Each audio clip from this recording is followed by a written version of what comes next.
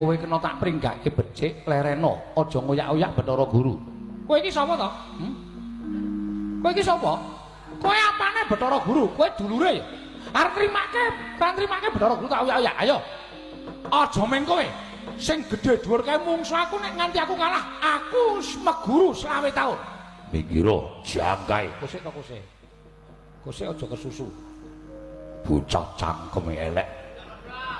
Wah, mikira aku kok ditantang Werkudara ora tau mampu menantang tantang karo bayi wingi sore. Kasah kakean gunung tanpa guna. Apa demek kowe duwe kuku dawa banget ngono apa piye? Apa ora Semarang nyogok bokoke kacane? Iya.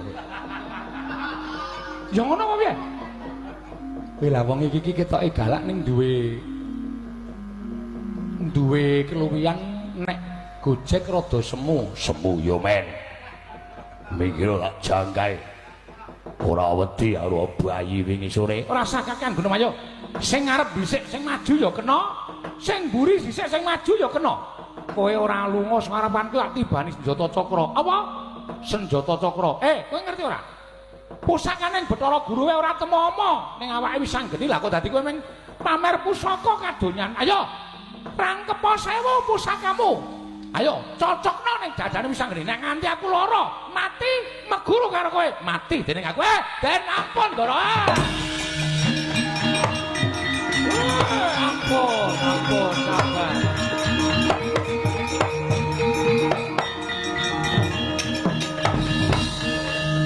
Aja tok palangi kek, minggir.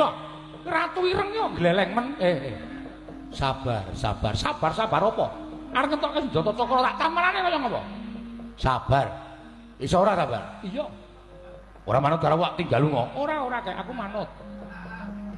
Ora kosek iki rak Semar to? Nggih.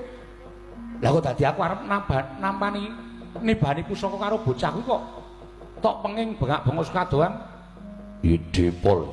Nggih. Wow, dadi kaya ngono. Nggih. Sampean mengke